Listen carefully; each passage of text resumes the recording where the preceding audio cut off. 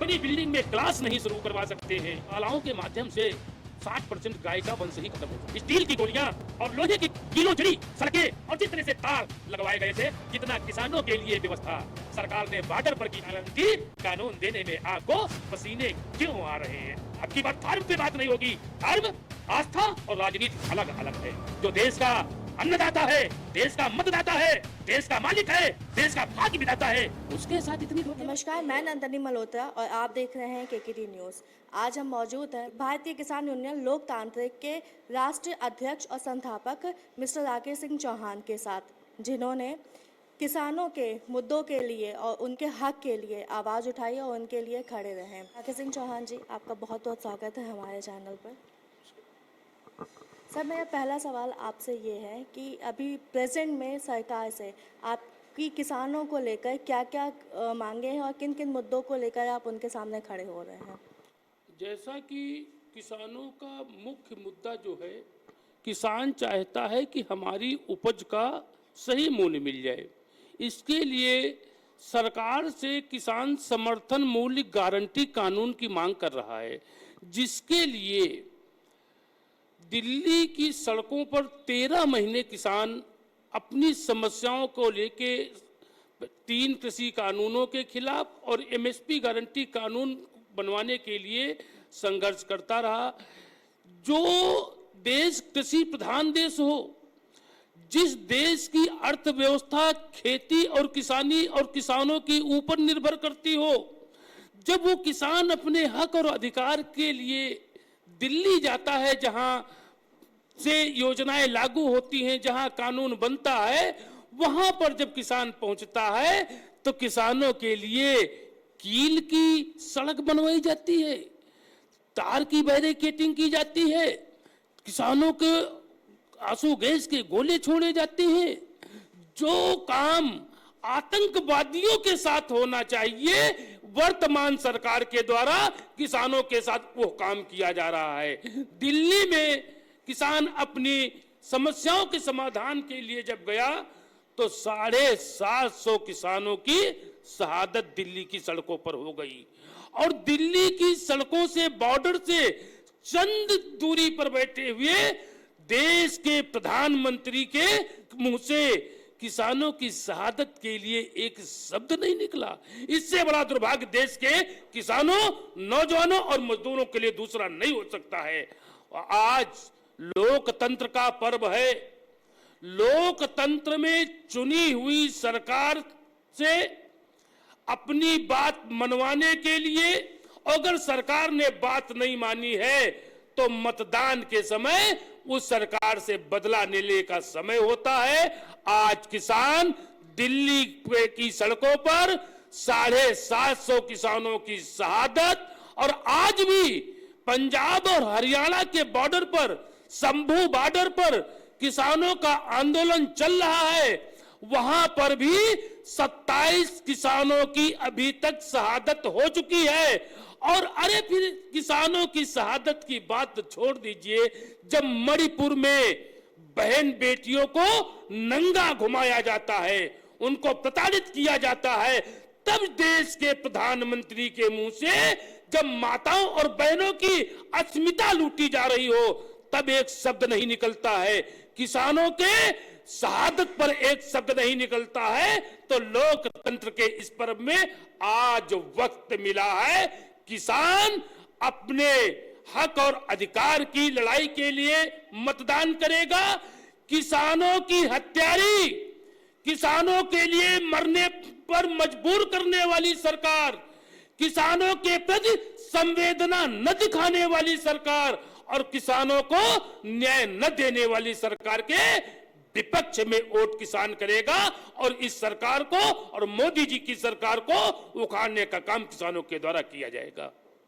जैसा कि आपको पता है कि लोकसभा चुनाव का माहौल चल रहा है, सरकार द्वारा किसानों को जो भी सुविधाएं मुहैया करवाई गई हैं, प्रोवाइड कराया गया है, तो आपके हिसाब से किसानों का सपोर्ट किसको जाएगा? देखिए, सरकार कह रही है मैंने किसानों को बहुत कुछ दिया। मोदी जी ने कहा था कि 2022 तक किसानों की आय दोगुनी हो जाएगी, और किसानों की आय तो दोगुनी नहीं हुई, कृषि के संसाधनों पर जिससे कृषि की व्यवस्थाएं होती हैं उन पे जीएसटी लगा के किसानों की खेती को महंगी बनाने का काम सरकार ने किया है। किसानों को कोई फायदा नहीं पहुंचाया है। किसान के लिए सबसे बड़ा मुद्दा है एमएसपी गारंटी कानून। और जैसे सरकार कह रही है कि हमने किसानों को मजदूरों के घरों में सिलेंडर दिया है, सरकार कह रही है कि हम राशन दे रहे हैं किसानों। अरे जो स्वयं पूरे देश का पेट भरने वाला किसान हो, सरकार क्या उसको राशन दे के उसका पेट भरेगी? नहीं चाहिए किसानों को राशन, नहीं चाहिए भीख में, उसको अधिकार चाहिए, बच्चों को रोजगार चाहिए, स्वास्थ्य की व्यवस्थाएं बेपटरी है, स्वास्थ्य की व्यवस्था बहाल होनी चाहिए, अच्छी होनी चाहिए। आजादी के 77 वर्षों बाद भी देश में स्वास्थ्य की सेवाएं, शिक्षा की व्यवस्था बिल्कुल दयनीय है। इसकी तरफ और बात अगर मोदी की जाए तो आज मोदी जी कह रहे हैं ये मोदी की गारंटी है। और मोदी की गारंटी तो वो भी थी कि बहनों और भाइयों आप हमको और दीजिए और सरकार बनने के बाद आपके खाते में 15 लाख रुपया भेजा जाएगा, काला धन वापस लाया जाएगा। ये भी तो मोदी जी की गारंटी थी। 10 वर्ष हो गए हैं केंद्र में प्रधानमंत्री मोदी जी को बने, क्या एक भी पैसा काला धन वापस आया? कहीं आया हो तो हमको भाई बताया जाए। 15 लाख रुपए कहां गए?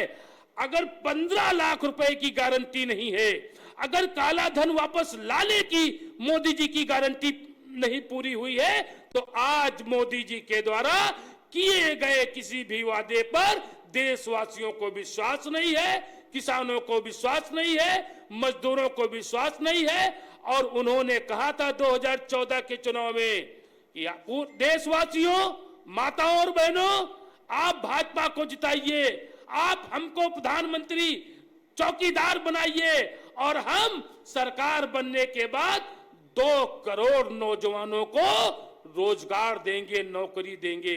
आज स्थिति ये है कि 2 करोड़ की बात तो छोड़ दीजिए, 2 करोड़ रोजगार पाने वाले लोगों को घरों में बिठाने का इन्होंने काम किया है।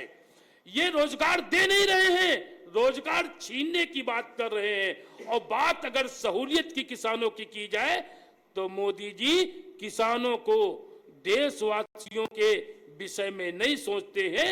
ये तो केवल अपने 15-20 उद्योगपतियों के लिए सोचते हैं, उनको फायदा पहुंचाते हैं। लाखों करोड़ रुपया उद्योगपतियों का माफ कर दिया गया। जितना पैसा उद्योगपतियों का माफ किया गया है उससे 25% में देश के एक एक किसान को कर्जा मुक्त किया जा सकता था। किसानों का माफ नहीं किया, उद्योगपतियों। तो अब उद्योगपति ही वोट देगा, उद्योगपति ही इनको प्रधानमंत्री बनाएगा और किसान, मजदूर और नौजवान इनको हराने का काम, इनको कुर्सी से उतारने का काम करेगा। और बात वोट की रही तो हम किसी भी पार्टी के समर्थक नहीं है, हम किसी भी पार्टी के पक्ष में वोट नहीं मांग रहे हैं, लेकिन इतना जरूर कह रहे हैं जो भाजपा को हरा रहा होगा किसान उसको वोट देने का काम करेगा। किसी पार्टी के पक्ष में बात करने का कोई मतलब नहीं है। आपके हिसाब से मौजूदा सरकार ने किसानों के लिए क्या क्या काम किए हैं? कुछ नहीं किया, कुछ भी तो नहीं किया है। और जो किया हो बताएं, किसानों के लिए उन्होंने क्या किया है बताएं। उद्योगपतियों के लिए किया है, अपने साथियों के लिए किया है, किसानों को कुछ नहीं दिया। और अगर ये कहते हैं कि किसानों को हम 6,000 रुपए साल में किसान सम्मान निधि दे रहे हैं, तो ये प्रधानमंत्री जी के द्वारा दी जा रही 6,000 रुपए की राशि ये किसान सम्मान निधि नहीं है, ये किसान अपमान निधि है। 6,000 रुपए अगर प्रतिदिन के हिसाब से 365 दिनों के हिसाब से जोड़ लिया जाए तो किसान का बीड़ी पीने का भी पैसा इससे नहीं निकल सकता है। और 6,000 रुपए में किसान तरक्की कर जाएगा? मत दो 6,000 रुपया। केवल किसान को किसान की उपज का सही मूल्य और समर्थन मूल्य गारंटी कानून दे दो, किसान को कुछ नहीं चाहिए। वो नहीं दे पा रहे, और वो केवल इसलिए नहीं दे पा रहे हैं कि किसान खुशहाल हो जाएगा, इसलिए शिक्षा नहीं दे रहे हैं कि किसान का बेटा पढ़ा लिखा हो जाएगा, तो फिर सवाल जवाब करने लगेगा। जब तक देश में भुखमरी रहेगी, जब तक गरीबी रहेगी, जब तक अशिक्षा रहेगी, तब तक ही बेवकूफ बना के वोट लिया जा सकता है। और जिस दिन ये देशवासी शिक्षित हो जाएंगे, उस दिन नेताओं को जवाब देना पड़ सकता है। इसलिए देश के गरीब किसान मजदूर के लिए कुछ नहीं कर रहे हैं। आपके मुताबिक सरकार कहाँ विफल हो रही है किसानों की समस्याओं को हल करने के लिए? केवल एक जगह से विफल हो रही है। अभी आपने देखा होगा इलेक्टोरल बॉन्ड से कितना चंदा सरकार ने लिया है, भाजपा ने लिया है। दुर्भाग्य की बात है कि जिस शराब कांड में केजरीवाल जी को जेल भेजा जाता है, उन्हीं लोगों से पैसा इलेक्टोरल बॉन्ड से भाजपा के लोगों के द्वारा लिया जाता है, सरकार के द्वारा लिया। ये भाजपा के लोग, आरएसएस के लोग, आरएसएस समर्थित पार्टी 24 घंटे गौ रक्षा की बात करती है। और हमारी समझ में भाजपा की सरकार बनने के बाद अगर पूरा आंकड़ा निकाल के देख लिया जाए तो सबसे ज्यादा गौमांस की निर्यात भाजपा की सरकार में हो रहा है। और इसके अलावा पूरे देश में आवारा गोवंश से किसान परेशान था। सरकार ने एक जुमला दिया, इन्होंने गांव-गांव गौशाला बनवाने का काम किया, लेकिन इतना भयावह दृश्य है गौशाला का कि आज तक जितनी भी गौ हत्या स्लाटर हाउस में, कसाई बाड़े में नहीं हुई होगी, उससे 10 गुने ज्यादा गौ हत्या गौशालाओं में हुई है, जो योगी जी के द्वारा बनवाई गई उत्तर प्रदेश में गौशालाएं। उनमें जितने भी आवारा गोवंश को रखा गया, वो तड़प तड़प के भूख प्यास से मर गए। जिंदा गाय को कुत्ते कौवे नोचते हुए कई बार वीडियो भी वायरल हुए हैं। 2-3 बार हमने गौशालाओं पे प्रदर्शन भी किया है इन स्थितियों में, लेकिन सुनने वाला कोई नहीं है। इसलिए न ये किसान की पार्टी है, न किसान हित की पार्टी है, न मजदूर हित की पार्टी है, न नौजवान हित की पार्टी है, और न गाय और गंगा की सुरक्षा स्वच्छता के नाम पर अरबों रुपए निकाल लिए गए। लेकिन आज के 20 साल पहले जैसा गंगा जल था, वैसे ही गंगा जल आज है। वो जो फंड आया उससे गंगा का पानी निर्मल नहीं हुआ, लेकिन नेताओं के परिवार की व्यवस्था बन गई है, अधिकारियों के परिवार की व्यवस्था बन गई है। चारों तरफ से सरकार विफल है, फेल है। हमारी समझ में इस सरकार को दोबारा आने की आवश्यकता नहीं है। आजकल जो आपकी किसान जनसभा चल रही है, उसमें कौन कौन से मुद्दे शामिल हैं? देखिए, सबसे पहले तो हमारा मुद्दा समर्थन मूल्य गारंटी कानून का है।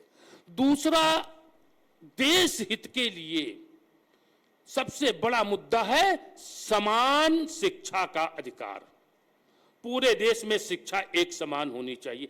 मेरा बेटा तो कॉन्वेंट में जाता है, जब वो कॉन्वेंट से निकल के कक्षा 5 में आता है तो फर्राटेदार इंग्लिश बोलता है, और एक मजदूर, एक गरीब किसान का बेटा प्राइमरी स्कूल में पढ़ता है, वो जब कक्षा 5 से निकल कर आता है तो उसको ABCD नहीं मालूम होती है। देश में 80% गरीब है। अगर 80% गरीब नहीं है सरकारी आंकड़े में, तो 80% को राशन कैसे सरकार दे रही है?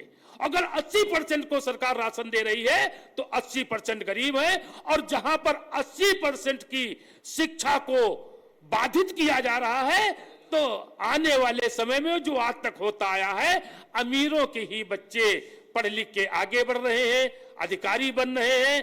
किसी भी नेता का, और यहां तक कि छोटे से छोटे कर्मचारी का भी, और यहां तक कि गांव के क्षेत्र पंचायत सदस्य का भी बेटा सरकारी स्कूल में नहीं पढ़ता होगा।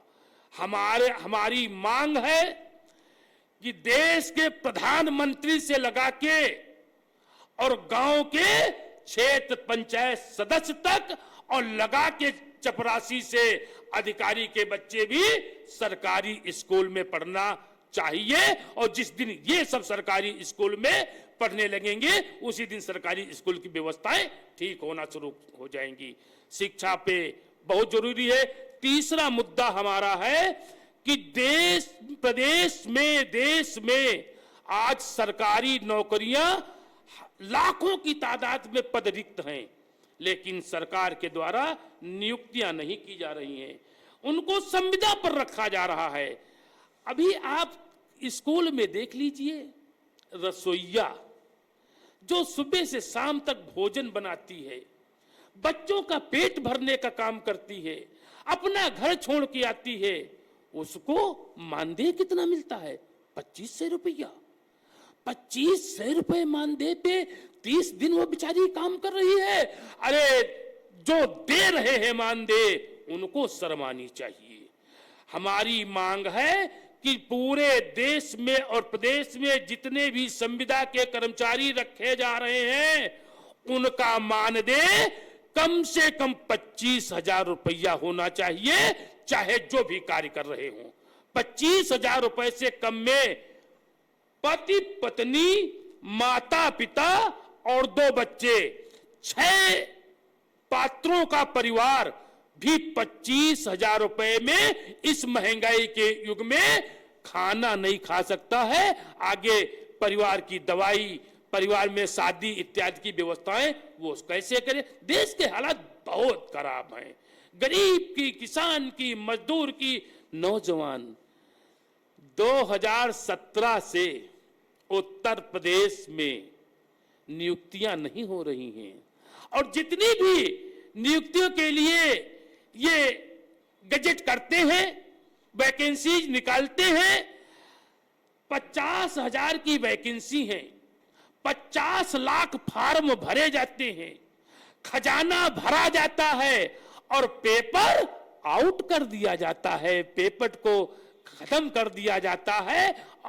मेरी मांग है कि जिस भी सरकारी विभाग में नौकरी निकले, हमारा नौजवान फॉर्म भरे, अगर किन्हीं कारणोंवश वो निरस्त होती है, परीक्षा लीक होती है, पेपर लीक होता है, तो फॉर्म का पैसा अभ्यर्थी को वापस होना चाहिए। उसका आने जाने का किराया टीए और डीए भी सरकार को देना चाहिए, क्योंकि उसने फॉर्म भरा, उसने तैयारी की, उसने परीक्षा दी, परीक्षा का पेपर लीक होने की जिम्मेदारी सरकार की है, प्रशासन की है, अभ्यर्थी की नहीं है, उसकी कोई गलती नहीं है, इसलिए उसका पैसा वापस होना चाहिए। आज तक वापस नहीं किया गया है किसी का। इन मुद्दों पर सरकार से हम अपनी मांग रखते हैं कि इन समस्याओं का समाधान होना चाहिए। विश्वास नहीं किया जाएगा। विश्वास करके देख लीजिए, विश्वास नहीं करेंगे। अब जब हम देख लेंगे हमारी समस्या का समाधान हुआ है, उसके बाद वोट देंगे। विश्वास नहीं करेंगे, वोट नहीं देंगे। सर, जैसा कि हम जानते हैं देश जो है जवान और किसान पे टिका हुआ है, ठीक है। आपके हिसाब से प्रेजेंट गवर्नमेंट में, प्रेजेंट सरकार में किसानों की क्या स्थिति है? बहुत ही दयनीय। किसान आत्महत्या कर रहा है। अरे खेत में जो आत्महत्या कर रहा है छोड़ दीजिए आप, दिल्ली की सड़कों पर भी तो किसान था।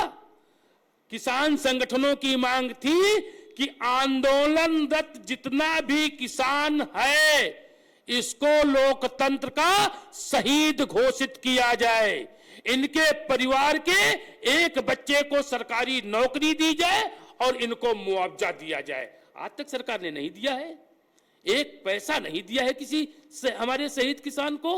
और सबसे बड़ी समस्या अभी आपने देखा होगा, कोरोना महामारी आई। कोरोना महामारी में मोदी जी ने पहले तालियां बजवाई, फिर थालियां बजवाई, फिर दीपक जलवाए और उसके तत्काल बाद उन्होंने टीकाकरण का अभियान छेड़ दिया। हमारी समझ में 140 करोड़ देशवासियों में से 140 करोड़ देशवासियों ने कोरोना का टीका लगवा लिया। अभी हम प्रिंट मीडिया, इलेक्ट्रॉनिक मीडिया में देख रहे हैं कि कोविड शील्ड बनाने वाली कंपनी ने कहा है कि हमारे दवा के रिएक्शन से खून के थक्के जम सकते हैं। उन्होंने मार्केट से अपनी दवाई उठा ली। जिस दिन यह बात चर्चा में आई, जब आप जैसे निष्पक्ष पत्रकारों के द्वारा मोदी जी से, भाजपा के लोगों से पूछना शुरू किया गया, 3 सालों से वैक्सीन का लगवाने का कोविशील्ड के बैनर पर मोदी जी की फोटो थी। और जिस दिन से यह मुद्दा सामने आया है, हमारे पत्रकार भाइयों ने इस मुद्दे को उठाना शुरू किया। मोदी जी ने फोटो उठा ली, मोदी जी की फोटो गायब हो गई। अगर मोदी जी ने अब फोटो हटाई है तो तब क्यों लगाई थी? आज अगर डर के हटाया है, और ये क्योंकि मैं रिसर्चर नहीं हूं, मैं डॉक्टर नहीं हूं, मैं वैज्ञानिक नहीं हूं, दवा के एक्शन और रिएक्शन पर मैं बात नहीं कर सकता हूं, लेकिन ये चर्चा आई है और लंदन की अदालत में अगर उसने स्वीकार किया है तो दवा गलत है, और अगर गलत नहीं है तो मार्केट से दवा कैसे उसने उठाई है, और अगर उठाई है दवा गलत है और कोरोना के बाद 10-10 साल के बच्चों को हार्ट अटैक हो रहा है, खेलते खेलते 5 मिनट में शहीद हो रहे हैं, अगर दवा के रिएक्शन की वजह से ये स्थिति है तो दवा को प्रमोट करने वाले प्रमोटर नरेंद्र मोदी जी के ऊपर हत्या का मुकदमा लिखा जाना चाहिए, उनके ऊपर मुकदमा होना चाहिए, उनको जेल जाना चाहिए।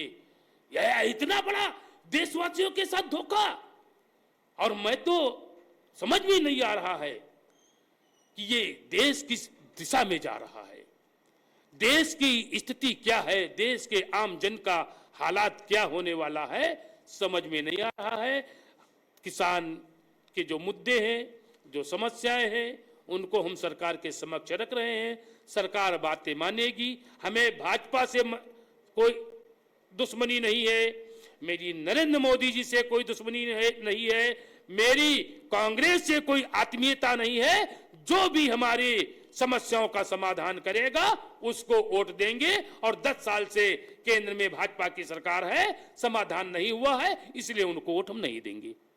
किसानों को फसलों के लिए सारी सुविधाएं मुहैया करवाई जा रही हैं, ऐसा मौजूदा सरकार का कहना है। इस मुद्दे पे आपका क्या कहना है? हमारी समझ में नहीं आ रहा है कौन सी सुविधा उपलब्ध कराई जाए। आप इस समय लखनऊ जनपद की मलिहाबाद तहसील अंतर्गत माल ब्लॉक में बैठी हैं। माल ब्लॉक फल पट्टी क्षेत्र है। फल पट्टी क्षेत्र के किसानों को 1 पैसे की सहूलियत सरकार के द्वारा नहीं दी जाती है। 4 सालों से कोरोना के बाद स्थिति ये है कि किसानों को दवा, जोताई और पानी का पैसा भी वापस नहीं हुआ है। दैवीय आपदा में भी बागवानों को कोई मुआवजा सरकार के द्वारा नहीं दिया जाता है। बागों का बीमा सरकार नहीं कराती है। और स्थिति ये है कि जो किसान ने अपने खेत में आम के वृक्ष लगाए, अगर आज वो वृक्ष फल नहीं दे रहे हैं और किसान उनको कटाना चाहता है तो किसान काट नहीं सकता है। किसान के कलमी निजी फल आम के वृक्षों पर वन अधिनियम का कानून लागू है, जबकि जो कानून वन विभाग के वृक्षों पर लागू होना चाहिए वो किसान के काम, ये तो हमारी कमर्शियल फसल है, ये तो हमारी लिए समझ लीजिए एक व्यवसाय है। हमारा आम से फायदा नहीं होगा तो हम गेहूं बोएंगे, हम धान बोएंगे, हम अरहर बोएंगे, हम मसूर बोएंगे, हम आम का पेड़ काट देंगे, लेकिन काट नहीं। और काटने का जब समय आता है, आपके चैनल के माध्यम से मैं बताना चाहता हूं, और हो सकता है हमारी बात उत्तर प्रदेश के मुख्यमंत्री जी तक भी आपके चैनल के माध्यम से पहुंच जाए। अगर किसी किसान को पेड़ कटाना होता है तो 50% कमीशन पुलिस लेती है, 25% वन विभाग लेता है और उसके बाद ठेकेदार की नफा मजदूरी और ढुलाई निकल के 100 रुपए पेड़ की कीमत में किसान को केवल 10 पैसे मिलता है। ये स्थिति है इस क्षेत्र की। और अभी आप यहां से उठिए, फलपट्टी क्षेत्र है, बागों में इस समय पेड़ों को बचाने के लिए और आम को बचाने के लिए सिंचाई की नितांत आवश्यकता है। अगर बागों की सिंचाई न हुई तो न पेड़ बचेगा न आम बचेगा। और दुर्भाग्य की बात है कि पूरे क्षेत्र की मलिहाबाद फलपट्टी क्षेत्र की नहरें सूखी पड़ी हैं, पानी नहीं आ रहा है। जब नहरों में पानी नहीं है, नहर सिंचित क्षेत्र में जब सरकारी नलकूप नहीं लग सकता है, केवल नहर ही सिंचाई का मुख्य साधन है और उसमें जब भरे सीजन में पानी नहीं आ रहा है तो आप एहसास कर सकते हैं कि किसानों की स्थिति क्या होगी। आम भी जाएगा और पेड़ भी जाएगा और किसान आत्महत्या करने के लिए मजबूर हो जाएगा। क्या सहूलियत है? इसको आप सहूलियत कहेंगी? भाजपा कह रही है हम सहूलियत। आए बताएं, आज की डेट में किसी क्षेत्र से सांसद, किसी क्षेत्र से विधायक को जनता अपने मत के आधार पर, वोट के आधार पर अपना प्रतिनिधि, अपना वकील बना के लोकसभा और विधानसभा को भेजती है। दुर्भाग्य की बात है, पहले तो सौभाग्य की बात है कि मोहनलालगंज लोकसभा से कौशल किशोर जी दोबारा सांसद हैं। और उसके बाद और सौभाग्य की बात है कि केंद्र में मंत्री हैं। उसके बाद भी सौभाग्य की बात है कि उसी लोकसभा के विधानसभा मलिहाबाद से उनकी पत्नी जय देवी जी विधायिका हैं। लेकिन दुर्भाग्य इस बात का है कि दोनों लोगों के द्वारा फलपट्टी क्षेत्र के किसानों की एक भी बात, एक भी समस्या को 10 सालों में सदन में उठाने का काम नहीं किया गया है।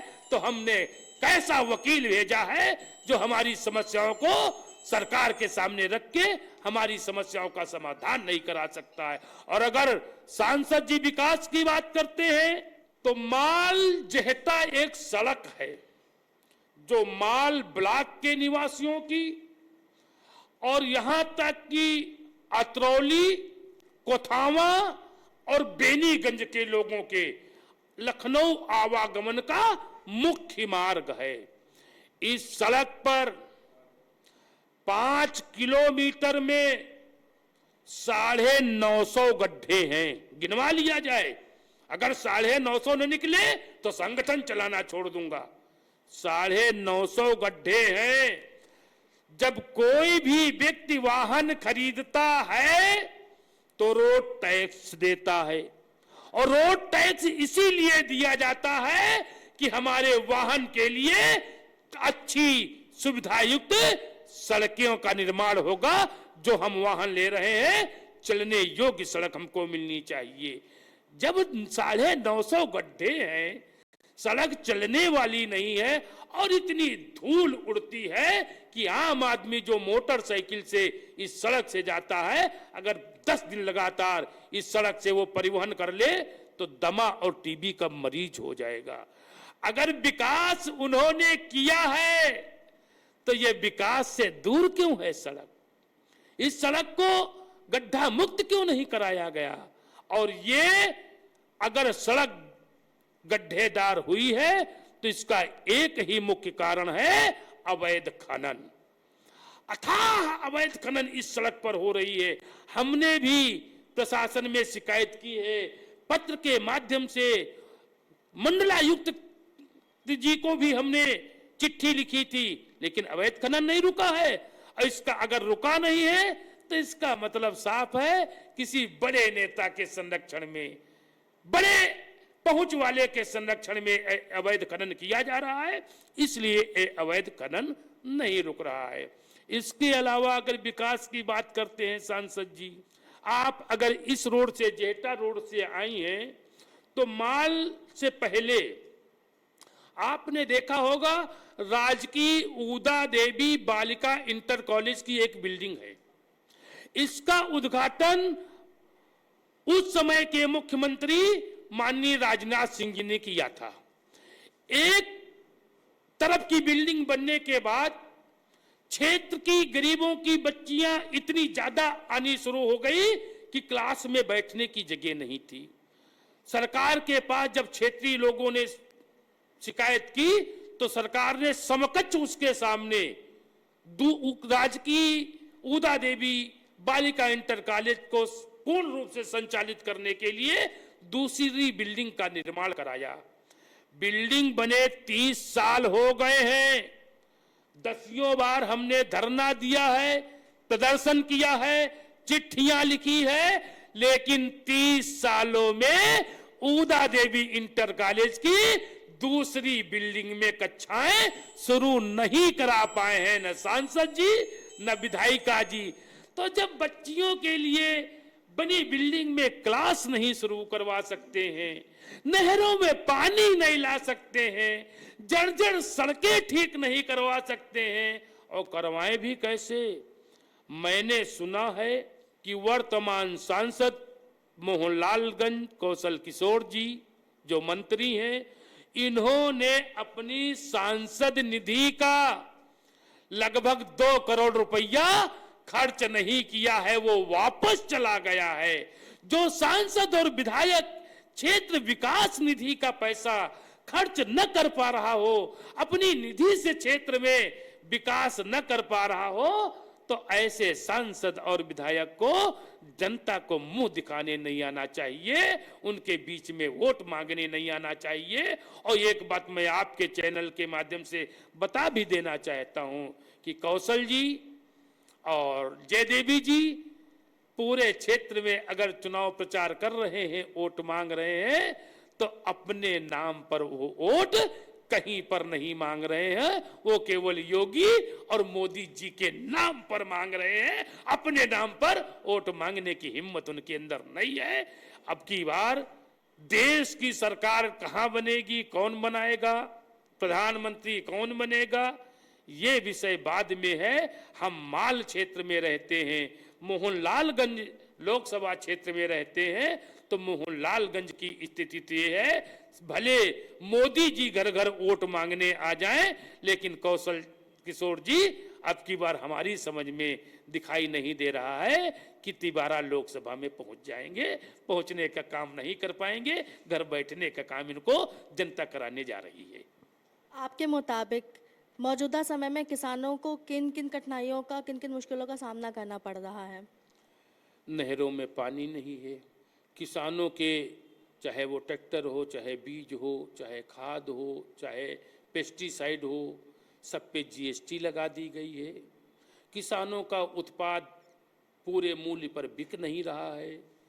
किसानों के बच्चों को ना अच्छी शिक्षा मिल रही है, और जो पढ़े लिखे बच्चे हैं उनको नौकरी और रोजगार नहीं मिल रहा है। मान लीजिए कल हमारे पिताजी के पास 5 बीघा खेत था, उन्होंने 5 बीघे खेत में परिवार चलाया, और हम 4 भाई हुए, तो वो 1.25 बीघे में खेत बट गया। और हमारे 2 बेटे हैं, तो 11 बिस्वा जमीन हिस्से पे आई है। जब 11 बिस्वा जमीन हमारे बेटे को मिलेगी, तो खेती से करके अपने परिवार का भरण पोषण कैसे कर पाएगा? उसको रोजगार चाहिए। फलपट्टी क्षेत्र में अगर सरकार के द्वारा एक अचार और जूस की फैक्ट्री लगवा दी जाए माल मलिहाबाद के बीच में, तो इस क्षेत्र का किसान भी खुशहाल हो जाएगा, सैकड़ों लोगों को रोजगार भी मिल जाएगा, और सरकार को भी मतलब से ज्यादा राजस्व यहां से मिलने लगेगा। तीनों काम हो सकते हैं, लेकिन करे कौन? किसानों के हित में काम करना चाहता है, मजदूरों के हित में कोई काम करना चाहता है? केवल जुमलेबाजी करना चाहता है। वोट लेने के समय बड़े बड़े वायदे किए जाते हैं। मैं तो अब कहता हूं कि जो भी पार्टियों का मैनिफेस्टो बनता है, घोषणा पत्र बनता है। 140 करोड़ देशवासियों को एक साथ कहना चाहिए कि जो आपका घोषणा पत्र है, इसके साथ आपको एक शपथ पत्र भी देना पड़ेगा कि अगर हमने इन घोषणा पत्रों में किए गए वायदों को सरकार बनने के 1 साल में पूरी न कर पाए तो इस शपथ पत्र के आधार पर हमको गद्दी से उतारकर बाहर कर दिया जाए। ये एक शपथ पत्र भी इनसे लिया जाना चाहिए। किसान लगातार आवारा जानवरों से परेशान हैं, तो इनकी रोकथाम कैसे होगी? आवारा जानवरों से किसानों की फसलों को कैसे बचाया जा सकता है? बचाने के लिए तो किसानों की मांग थी गौशाला बनवा दिया जाए, लेकिन किसान गाय को माता भी कहता है और जिस हिसाब से गौशालाओं में गौ हत्या हो रही है तो अब गौशालाओं में भेजने की बात भी किसान नहीं कर रहा है। और हमारी समझ में गौशालाओं के माध्यम से 60% गाय का वंश ही खत्म हो चुका है। हमने जब सरकार से बात की, मेरी 2018 में इसी मुद्दे को लेके लखनऊ के दुबग्गा में मैंने महापंचायत संगठन के माध्यम से की थी और 1 हफ्ते के बाद हमारी उत्तर प्रदेश के मुखिया योगी आदित्यनाथ जी से मुलाकात हुई थी। हमने जब आवारा गोवंश की बात उनसे की तो उन्होंने कहा इस समस्या का समाधान कैसे हो सकता है। मैंने उनसे कहा कि अगर समाजवादी पार्टी की सरकार में कब्रिस्तान की बाउंड्री हो सकती है, मुर्दे सुरक्षित किए जा सकते हैं, कब्रें सुरक्षित की जा सकती हैं, तो उसी तरह से चारागाह खलिहान में बाउंड्री वाल करके आवारा गोवंश को भी संरक्षित किया जा सकता है। गौशालाएं बनाई लेकिन गौशाला नहीं बनी, गौ संरक्षण नहीं हुआ और गौ कत्ल खाना बन के रह गया। आज किसान आवारा गोवंश से बहुत परेशान है। जाड़े की कड़कड़ाती हुई ठंड की रातों में जब घर के कमरे के अंदर 2-2 रजाई में ठंड नहीं जाती है, तब हमारा किसान एक कंबल और रजाई में खेत की मेड़ पर बैठ के अपनी फसल को बचाता है। उत्तर प्रदेश के मुख्यमंत्री जी ने कहा और अधिकारियों ने भी कई जिलों में जिलाधिकारी के माध्यम से जब मेरी वार्ता हुई तो उन्होंने कहा ये आवारा गोवंश आए कहां से, इनको तो किसानों ने छोड़ा है। मैंने इसका विरोध किया क्योंकि जितने भी गौ तस्करों के द्वारा आवारा गोवंश को पुलिस विभाग के द्वारा पकड़ा गया, जितना भी गौ तस्करों से माल बरामद हुआ, गाय पकड़ी गई, चोरों से बरामद माल को माल खाने में जमा किया जाता है, वो केस प्रॉपर्टी बनता है। अगर गौ तस्करों से उत्तर प्रदेश में आवारा गोवंश बरामद किया गया तो वो आवारा गोवंश किस माल खाने में जमा है, ये हमको पुलिस और सरकार बताए। किसी भी माल खाने में ये आवारा गोवंश संरक्षित नहीं है।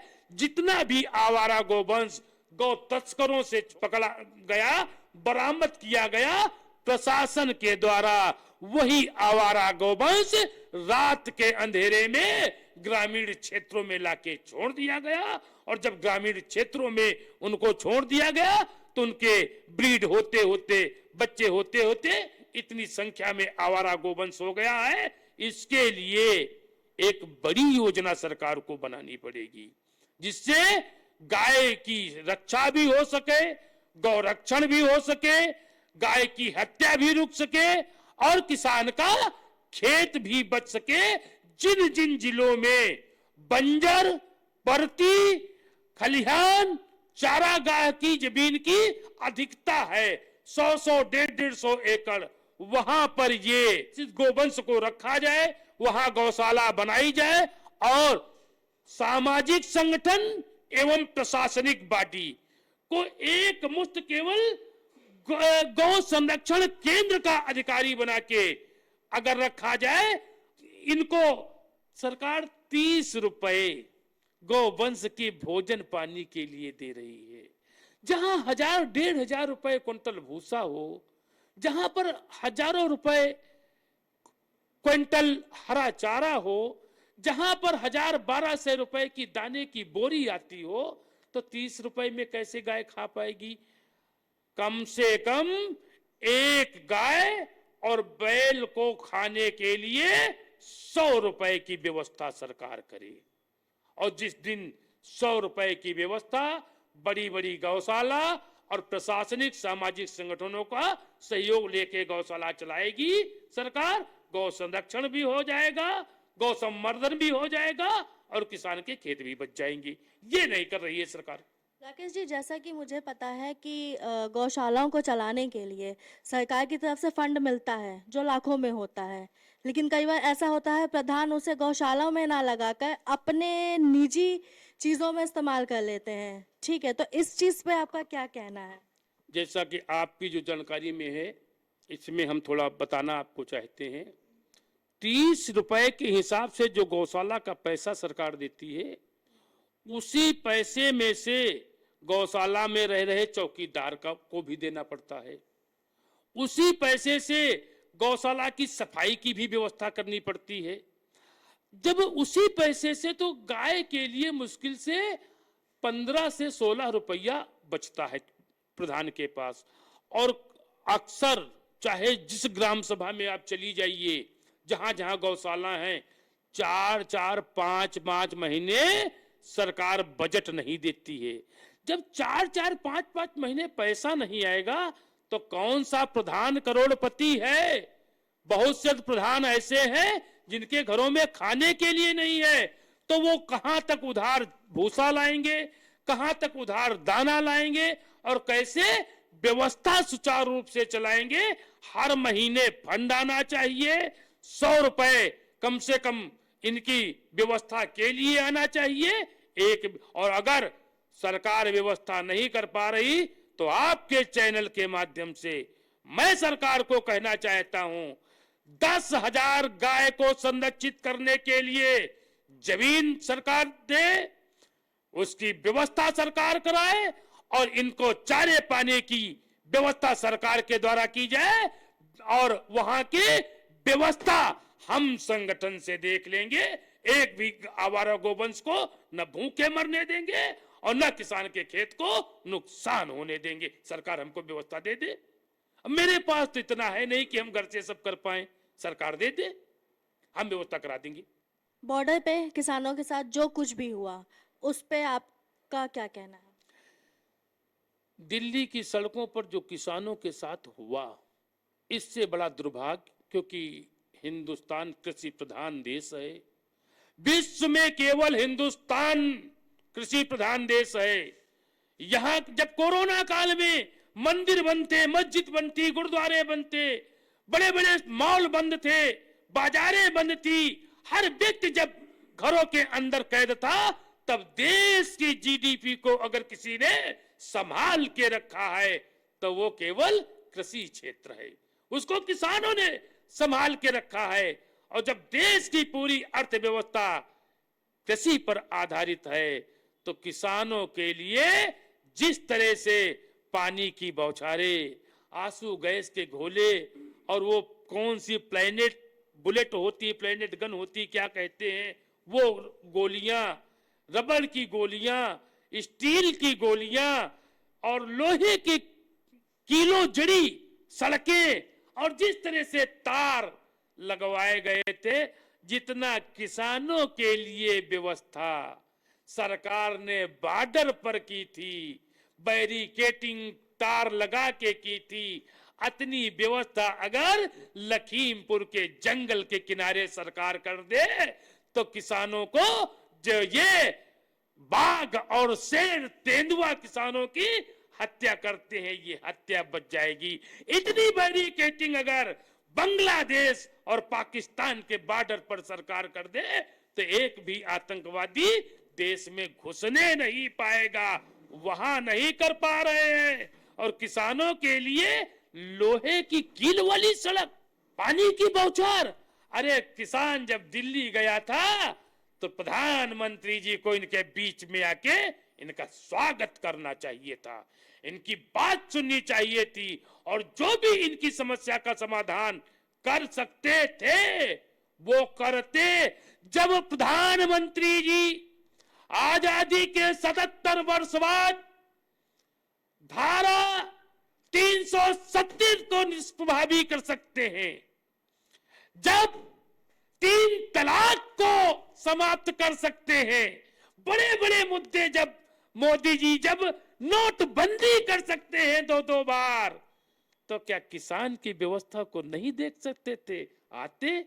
अरे एमएसपी गारंटी कानून हम नहीं मांग रहे हैं, कांग्रेस के जमाने में किसानों ने एमएसपी गारंटी कानून मांगा था और तब कांग्रेस ने चीफ जस्टिस स्वामीनाथन जी को किसानों की व्यवस्था को देखने के लिए उनकी अध्यक्षता में एक कमेटी बनाई थी और उन्होंने कहा था अगर देश, उनकी रिपोर्ट है, उनकी रिपोर्ट में है अगर देश के किसानों की खुशहाली, समृद्धि और इनके परिवार की शुभचिंतक सरकार है तो इनको C2+50 के आधार पर, यानी कि लागत मजदूरी मिला के 1.5 गुना अगर इनको उपज का मूल्य दे दिया जाए तो इनको किसी भी सरकारी सुविधा की आवश्यकता नहीं रह जाएगी।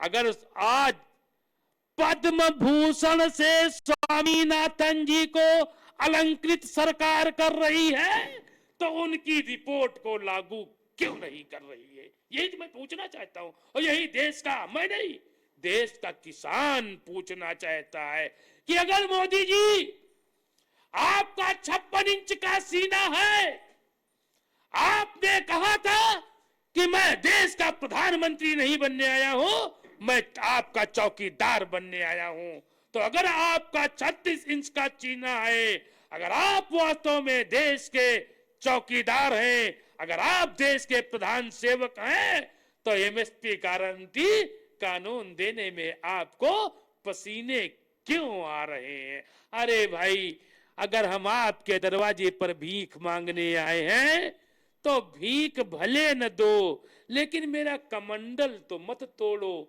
जिससे हम दूसरे दरवाजे पे भीख मांग लेंगे। किसान आया, अगर आप उसकी समस्या का समाधान नहीं कर सकते थे तो उसके साथ आक्रामक रुख भी तो सरकार को नहीं अपनाना चाहिए था। और जिस तरह से सरकार ने किसानों के साथ बर्बरता की है, उस बर्बरता का जवाब देने का वक्त आ गया है, लोकतंत्र का पर्व आ गया है।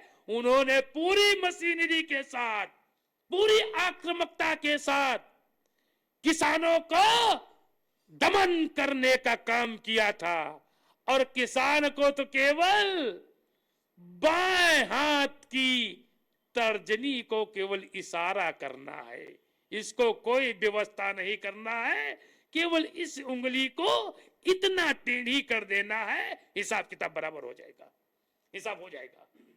मेरा आखिरी सवाल आपसे, जैसा कि आपने भी बोला कि लोकतंत्र का माहौल चल रहा है और चुनाव का माहौल चल रहा है, तो 3 चरण में चुनाव हो चुके हैं, चौथे चरण का होना है। किसानों का वोट किसको जाएगा आपके हिसाब से? मैंने आपको बता दिया है, किसान इस सरकार से संतुष्ट नहीं है। किसान, मजदूर और नौजवान इस सरकार के वादों से संतुष्ट नहीं है। इनके द्वारा 10 साल में चलाई गई इनकी नीति से संतुष्ट नहीं है। इसलिए जब कोई भी व्यक्ति किसी से संतुष्ट नहीं होता है तो स्वाभाविक है उसके विपक्ष में बात करता है और उसके विपक्ष में जाता है। जो किसान अगर संतुष्ट नहीं है, नौजवान संतुष्ट नहीं है, मजदूर संतुष्ट नहीं, और संतुष्ट हो भी कैसे? कोरोना काल में आपने मजदूरों की स्थिति देखी नहीं है, कैसे पांव में छाले पड़े। अब ये है कि भाई मोदी जी जादूगर हैं और देश में, हिंदुस्तान में अगर व्यक्ति को किसी तरह से न जीता जा सकता हो तो उसको आस्था से जीता जा सकता है। हिंदुस्तान आस्था का देश है और मोदी जी ने यह नस पकड़ ली है। जब भी चुनाव आता है तो हमारे प्रभु श्री राम जी को लेके आगे आ जाते हैं और बार बार जनता के बीच में राम जी का नाम लेके, प्रभु का नाम लेके, मंदिर का नाम लेके वोट मांगने का जब काम करते हैं तो आस्थावान देशवासी इनके बहकावे में आ जाते हैं और राम के नाम पर, भगवान के नाम पर, अयोध्या के नाम पर, मंदिर के नाम पर इनको वोट देते हैं। लेकिन अब की बार शायद ये फंडा चलेगा नहीं। अब की बार जब आस्था का विषय आएगा, धर्म का विषय आएगा, जब हमारे राम के ऊपर, हमारे कृष्ण के ऊपर, हमारे धर्म के ऊपर जब कोई आपत्ति आएगी तो समस्त देशवासी केसरिया झंडा अपने सर में बांध के उस आतताई और भगवान के ऊपर गंदी निगाह डालने वाला का सर कलम करने का काम करेंगे। लेकिन अब की बार धर्म पर विषय पर नहीं है बात, अब की बार धर्म पे बात नहीं होगी। धर्म, आस्था और राजनीति अलग अलग है। अब की बार आस्था से राजनीति को अलग किया गया है और जब राजनीति हो रही है तो राजनीति के अखाड़े में जिसने भी किसानों को न्याय दिया होगा या देने की बात कर रहा होगा उसको वोट देने का काम किया जाएगा। और इस समय स्मृति ईरानी जी आपकी अमेठी से चुनाव लड़ रही हैं। पिछली लोकसभा के चुनाव में उन्होंने वायदा किया था कि अगर आप हमको सांसद बनाते हैं, अगर अमेठी वासियों आप हमको लोकसभा भेजते हैं, अगर मोदी जी की सरकार बनी तो आपको 15 रुपए में चीनी मिलेगी, 400 रुपए में सिलेंडर मिलेगा। आज वहां के मतदाता पूछ रहे हैं कि कहां है 15 किलो वाली चीनी, कहां है 400 का सिलेंडर। और इस चुनाव में 2019 के चुनाव में बाबा रामदेव जी जगह जगह अलोम विलोम करते घूम रहे थे और देशवासियों से कह रहे थे कि आपको 25 रुपए में पेट्रोल चाहिए, 50 रुपए में पेट्रोल चाहिए कि 100 रुपए में पेट्रोल चाहिए। और जब जनता कहती थी कि हमको 50 रुपए में पेट्रोल चाहिए तब उन्होंने कहा था भाजपा का वोट दो, आपको 50 रुपए में पेट्रोल। आज कहीं नजर नहीं आ रहे हैं इस चुनाव में। हमारी समझ में इस तरह के लोग ये बातें करके अब की बार अगर जनता के बीच में वोट मांगने आ जाएंगे तो वोट भी नहीं मिलेगा और हो सकता है इनको बेइज्जत होके भी जनता के बीच से जाना पड़ जाए। इतना झूठ, इतना फरेब, इतना मक्कारी, और उसके साथ जो देश का अन्नदाता है, देश का मतदाता है, देश का मालिक है, देश का भाग्य विधाता है, उसके साथ इतनी धोखेबाजी। चंद दिनों कागज की नाव को थोड़ी दूर तक तो चलाया जा सकता है लेकिन अंततोगत्वा उसको डूबना ही होता है। और वो वक्त आ गया है हमारी समझ में कि अब कागज की नाव चलाने वालों के डूबने का वक्त आ गया है। राकेश जी, आपका बहुत बहुत धन्यवाद अपना कीमती समय हमारे चैनल को देने के लिए। कैमरामैन सत्येंद्र के साथ मैं नंदिनी मल्होत्रा, केकेडी न्यूज़। बच्चियों के लिए बड़ी बिल्डिंग में क्लास नहीं शुरू करवाते हैं, शालाओं के माध्यम से 60%